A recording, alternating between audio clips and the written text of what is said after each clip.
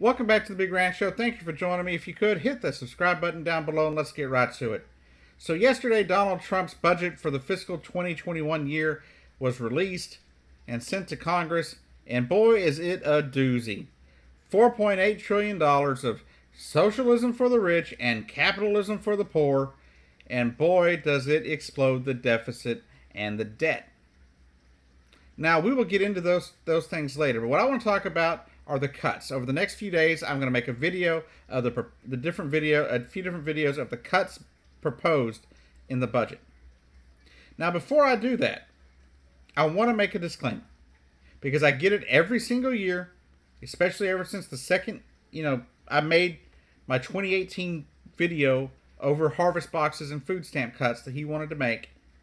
I get it every time. The fact is, will these cuts pass? Probably not. The Democrats control the House, therefore cuts like this just aren't likely to get through. But the fact is, I show these to you as a show to show you what will happen if in November Donald Trump, 1, regains the presidency, and 2, if the Republicans control Congress.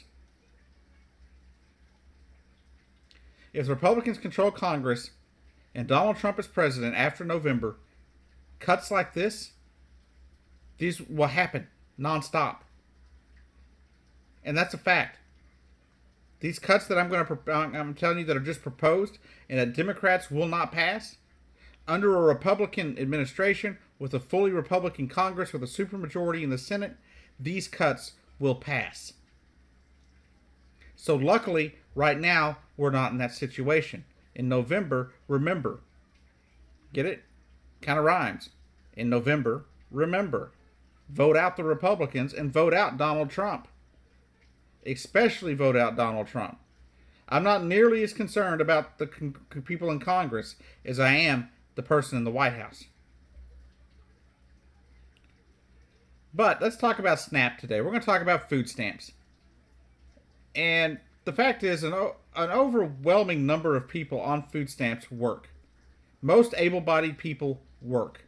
The main people that don't work are the disabled and the elderly. And of course, children. Because we don't expect children to work in this country. Remember that. But he wants to cut $182 billion over the next 10 years. That is a decrease of roughly 28% from the current funding that the S.N.A.P. program gets today. I had a neighbor tell me that they went from like $40 a month to $20. And these cuts didn't even take place. This is based off of last year's budget and changes that are recently made just here in Texas. Seth Hanlon of the Center for American Progress said this isn't just cutting fat. You're actually taking food off of people's tables. And that is 100% true. But I'll go a step further. Cuts like this hurt children. Children are supposed to be the future of this country, right? Well, if kids can't eat. Now remember, we've already talked about on this channel how he's trying to cut the benefits for kids on free lunch. We've already discussed that. But now he wants to attack them at home as well. These cuts are just not logical. And his ideas of, replace it with a harvest box aren't going to work. One, believe it or not, food stamps help prop up our economy. He would literally hurt his own chances at re-election if food stamps all of a sudden went to a harvest box. Stores like Walmart would start suffering. Fine with me if Walmart suffers, but you see what I'm saying? People would lose jobs, and then more people would be on the program. Because people wouldn't be able to go to the store and spend money to buy groceries, thus allowing Walmart to hire more workers and other stores like that to hire more workers, because if the local grocery store is not getting any business from a good number of people, and remember, 36 million Americans right now are on food stamps. $36 million. Do you really think a harvest box is going to save you that much money? Think of the logistics. Think of all the money the government would have to start paying on shipping.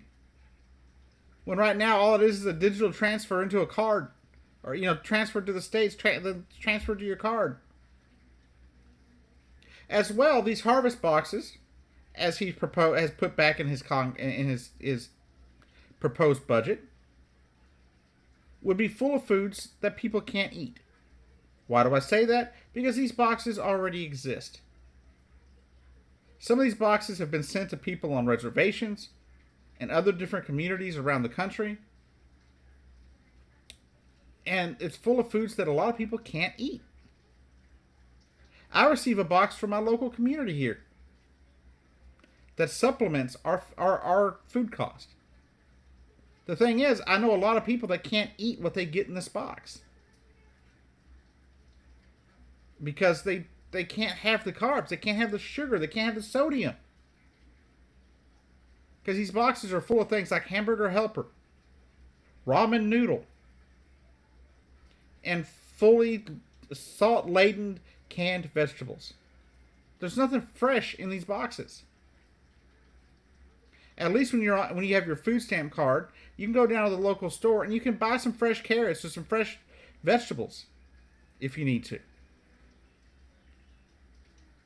You can go to your farmer's market in a lot of states and use your food stamp card to get fresh fruits and vegetables. Now, I understand the argument that people have that there are able-bodied people not working getting food stamps. I know that exists. Fraud exists in every kind of program there is on the face of the earth. There's no way that you can get rid of fraud completely. Do I think you should fight it? Yes, you should go after fraud anywhere you find it. But making cuts to the programs will not hurt the people that are frauding the system. It just won't. Cuts to programs like this only hurt the people who actually need the help.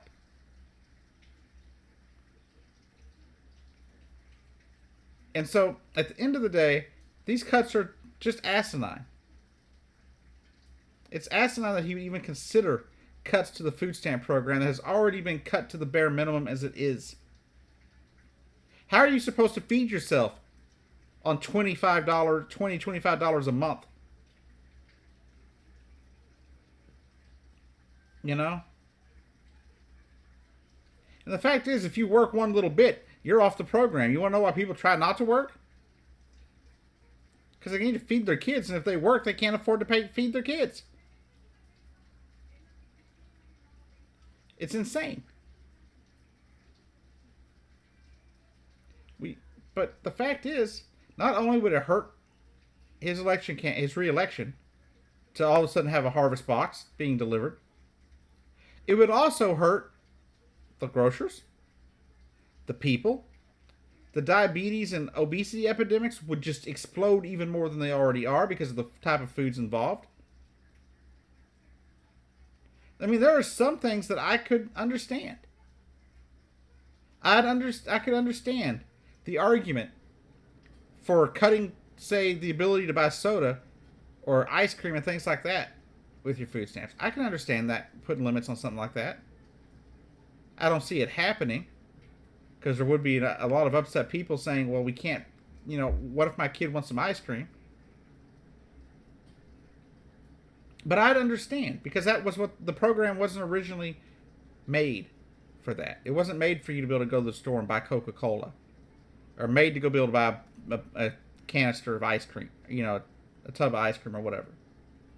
It was meant for you to be able to go buy fresh fruits and vegetables and proteins, which are the main things that people need to live. But I understand the argument. But at the end of the day, like I said at the beginning, these cuts are not likely to take place. These are just ramblings and thoughts of a deranged, overly privileged man who doesn't care about you or me. Doesn't care about the poor. Doesn't care about the elderly, disabled. He proved he doesn't care about the disabled. We saw what he did there. But anyways, this is just showing you that there are cuts that he wants to make, and if Republicans were to control Congress completely with a supermajority in the Senate, these cuts would happen. So if you're a Democrat, you're a liberal, you're a progressive, whatever, please, whether or not your chosen candidate wins in the primary, please vote blue no matter who. Now that puts me in a tough spot because I hate Michael Bloomberg. I cannot stand Michael Bloomberg. He's a fraud. But hopefully he won't win the primary. I will tell you though that my two favorite people right now are Bernie Sanders and Andrew Yang. Anyways, this has been the Big Rant Show. I've been your host, Jacob Keck, and I'll see you down the road.